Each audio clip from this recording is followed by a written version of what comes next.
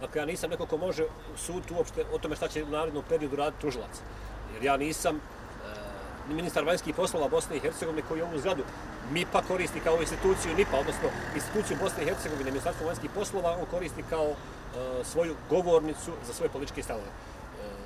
Šta će se desiti u narednom periodu, ja ne znam, ali vidimo da sami tužioci, odnosno Udruženje tužilaca Federacije Bosne i Hercegovine upozorava i javnost, a i samog ministra, da on na ovaj način svojim istupima pokušava da utiče na ishod ovog postupka. Postupak je počeo zvanično otvaranjem naredbe provođenja istrage. To što je neko izašao vaniš ko nije u pritvoru, to ne znači da još uvijek nije pod istragom. Istraga može trajati dugo, ja vas samo podsjetim na slučaj respiratori. Fadul Novalić nije bio dana u pritvoru. Šta više, sud je odbio prijedlog za određivanje pritvora, pa je osuđen. Dakle, ne možete vi na taj način, već kad nekome nije određen pritvor, ustvrditi da je neko oslobođen. Ne, njemu samo nije određen pritvor, a postupak krivični traje. Idemo dalje. Sad, kada govorimo o samom ministru vanjskih poslova, možemo primijetiti jednu stvar. 4 su dana prošla od hapšenja. U ta 4 dana ministar vanjskih poslova Bosne i Hercegovine istupio je 3 puta. Održao je 2 preskonferencije i napisao jedno saopćenje na Facebooku.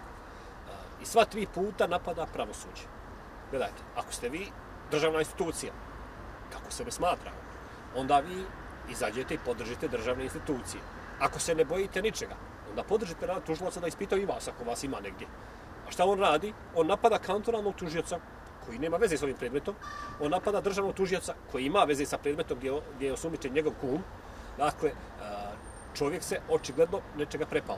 A čega se prepao, to trebamo vidjeti u Skaju. On je sam iče kazao da se u Skaju pominje Narodna pravda i da se pominje on kao predsjednik. Prije nekad, dok nije bilo poznato da se NIP pominje u Skaju, on optuživao neke druge političke partije da će Skaj dovesti i razotkriti njihov kriminal, međutim, evo vidimo da Skaj razotkriva njegov kriminal, odnosno kriminal ljudi koji su povezani sa Narodnom pravdom. Evo samo da kažemo, što se tiče konkretne akcije, odnosno cijelog tog slučaja, pisao si godinama unazad o tome, sad se konačno nešto počeo dešavati, što očekuješ ti od pravosudnih institucija? Pa ja samo očekujem pravosudnih institucija da istraže sve i da ostanu ustrajni. Bitna je stvar koliko će i postupajući tužilac i tužilaštvo Bosne i Hercegovine imati resursa da istraže ovu priču. Gledajte, priča o kartelu Edina Gačana Tita nije priča o Gordanu Memiji, nije priča o nekim specijalcima koji su pratili. To je priča o pranju pola milijarde eura koje je Tito investirao u Bosnu i Hercegovinu.